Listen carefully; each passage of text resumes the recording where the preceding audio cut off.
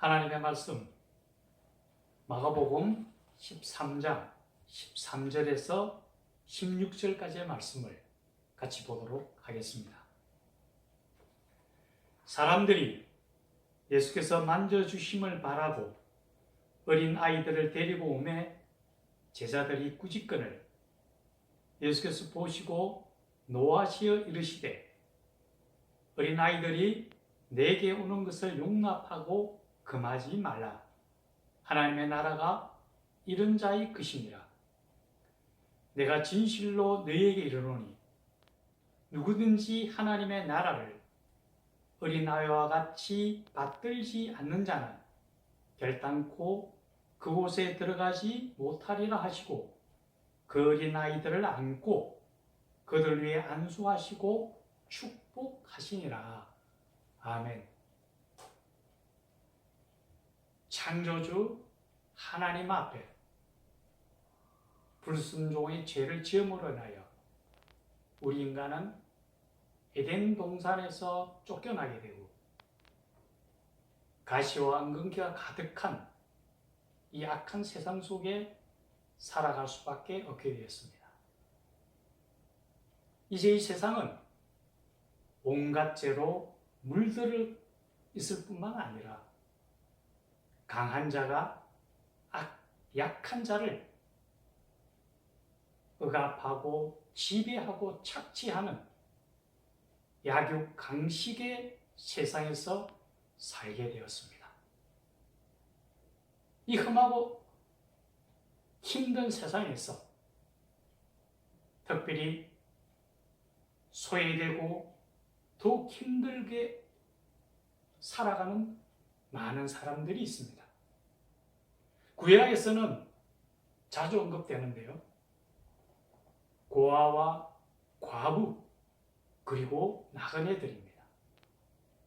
오늘 본문에서 언급되는 어린아이도 이러한 사회적 약자에 해당될 것입니다. 성경에서는 특별히 이러한 사회적 약자들에 대해서 우리에게 선을 베풀라고 말씀하십니다. 그런데 성경이 이러한 사회적 약자들을 많은 관심과 사랑과 배려의 대상으로 언급하는 것에는 아주 중요한 이유가 있습니다. 먼저 우리가 생각해 볼 수 있는 것은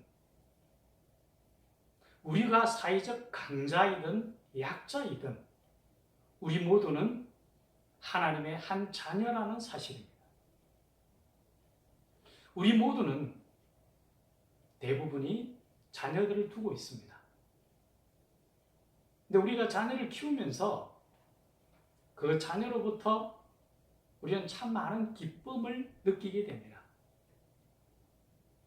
자녀가 학교에서 상을 받아오거나 착한 일을 해서 칭찬을 받게 되면 그 기쁨은 정말 큽니다. 우리 스스로가 상을 받거나 칭찬을 받을 것보다도 자녀들이 그러한 상과 칭찬을 받는 것이 훨씬 기쁨이 클 겁니다. 그런데 제가 느꼈던 가장 큰 기쁨은 자녀들이 서로 도움을 줄 때였습니다.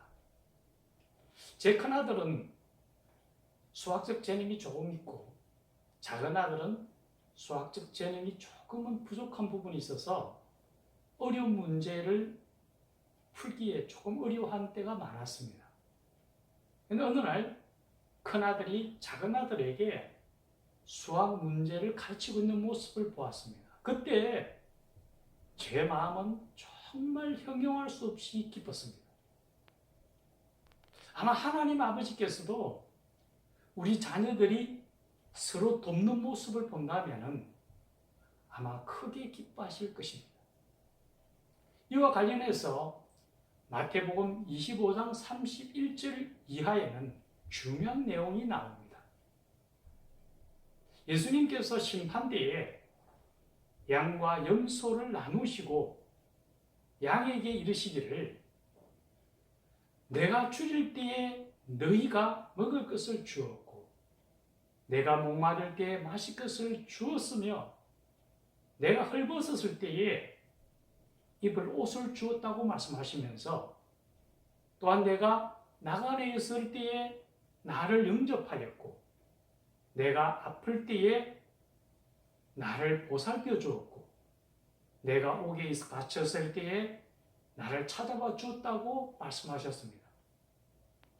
이에 의인들이 이르기를 주여 어느 때 저희가 주님을 먹을 것을 드렸고 목마를 때에 마실 것을 드렸고 주님이 어느 때에 나간에 있을 때에 저희가 영접하였습니까?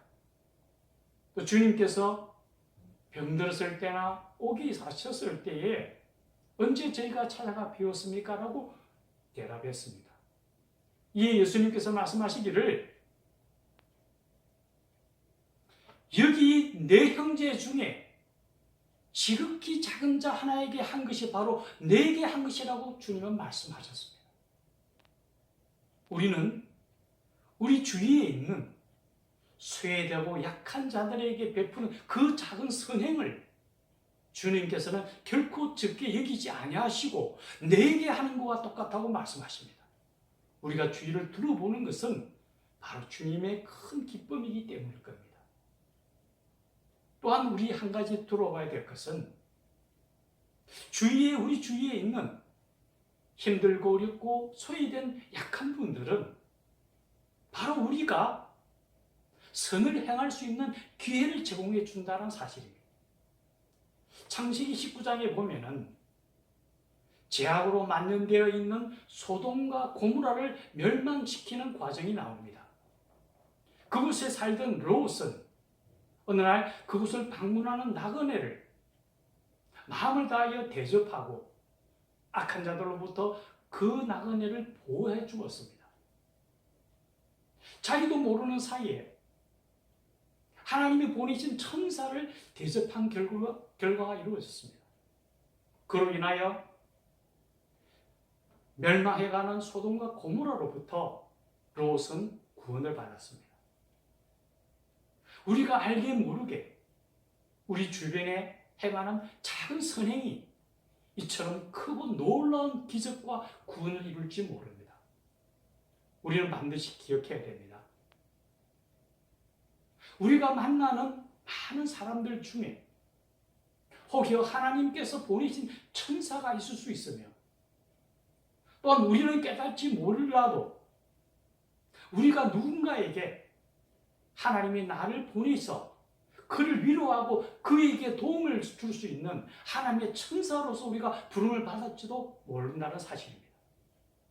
우리는 우리 이웃에게 그러한 천사와 같은 존재가 되기를 하나님 앞에 우리는 소원해야 될 것입니다. 특별히 오늘 본문에서 주님께서는 어린아이들을 지칭하시면서 이 어린아이들이 내게 오는 것을 금하지 마라. 너희가 이 어린아이와 같이 하나님 나라를 받들지 아니하면은 그곳에 들어가지 못하리라고 말씀하십니다. 여기서 우리가 기억해야 될 것은 어린아이와 같이 아니하면이라는 말씀입니다. 그것은 바로 먼저 기억해야 될 것은 어린아이는 어렸을 때에는 부모 말씀에 전적으로 따르고 신뢰한다는 것입니다. 물론 어린아이가 자라나서 차츰 세상에 물들게 되면은 그렇지 않을지 모릅니다. 하지만 처음 자라날 때에는 부모의 말이라면은 무조건 순종하고 따릅니다. 하나님 나라에는 바로 이런 겁니다. 우리가 전적으로 주님을 신뢰하느냐 안 하느냐에 따라서 우리의 삶이 바뀔 수 있다는 거죠. 어느 날 귀신 들린 아들을 둔 아버지가 그 자녀를 데리고 주님 앞에 나와서 주님께 이렇게 말씀드립니다. 주여, 하실 수 있거든 이 아이를 낳게 해 주옵소서라고 얘기합니다. 그때 주님께서는 그 아버지를 크게 꾸짖습니다. 할 수 있거든이 무엇이냐? 믿는 자에게는 능치 못함이 없으리라고 말씀하셨습니다. 그때 그 아버지는 주여, 제가 믿나이다. 저를 용서해 주옵소서 하면서 전적인 신뢰를 주님 앞에 나타냈습니다. 그때 주님께서는 주님의 권능을 행하셔서 그 아이를 낳게 하셨습니다. 우리가 주님 앞에 나올 때에 이런 전적인 헌신과 신뢰를 가질 때에 어린아이와 같은 모습을 갖게 되고 천국에 이르게 된다는 것을 말씀합니다. 또 하나는 우리가 아이를 키우면서 우리는 보아왔습니다. 처음 아이가 고개를 들고 몸을 뒤집고 일어서고 걷고 밥 먹고 옷 입는 모든 하나하나가 스스로 하는 것이 아니었습니다. 부모의 손길과 부모가 그를 일으켜 세우기에 가능했던 일입니다. 우리 또한 마찬가지입니다. 하나님 앞에서 우리의 모든 것들은 하나님의 도움의 손길을 통해서 이루어왔다는 것을 우리는 분명히 압니다. 하나님 앞에서도 우리는 내가 이 순간 이렇게 온전할 수 있는 것은 온전히 주님의 덕분입니다 라는 것을 주님 앞에 고백하는 것이 우리의 신앙이 될 때에, 우리의 믿음이 될 때에 하나님께서 천국을 들어갈 수 있다고 말씀하신 겁니다. 이제 연말이 가까워집니다. 날씨는 추워지고 우리 주변에는 도움의 손길을 바라는 분들이 참 많습니다. 우리는 한 형제와 자매로서 그분들에게 하나님의 사랑을 전달해야 될 필요가 있을 겁니다. 또한 한 해를 돌아보면서 내가 이 순간 이렇게 있을 수 있는 것은 온전히 하나님의 은혜임을 기억하고 이 한 해를 마무리하면서 주님 손을 더 굳게 붙들고 전적인 신뢰와 믿음을 가지고 주님을 향해 나아가는 하나님의 백성들이 되기를 주님의 이름으로 간절히 축원합니다. 같이 기도하겠습니다. 만물의 창조주신 하나님, 우리가 하나님의 자녀이듯 우리 주변에는 하나님께서 만드신 많은 우리의 형제와 자매들이 있습니다. 하나님, 그들을 바라볼 때에 하나님의 사랑으로 그들을 감싸할 수 있고 그들을 반길 수 있는 저희가 되게 하시고, 우리가 하나님의 받은 그 사랑을 나누어 주되 따스한 온기를 나누며 함께 손잡고 주님 안에서 살아가는 주님의 백성들이 되도록 우리를 인도하여 주시옵소서. 또한 한 해를 돌아봅니다.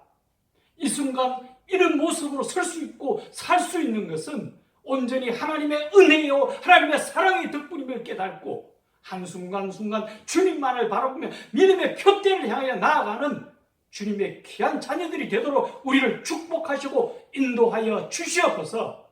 우리를 구원하신 우리 구주 예수님 이름으로 기도드리옵나이다. 아멘.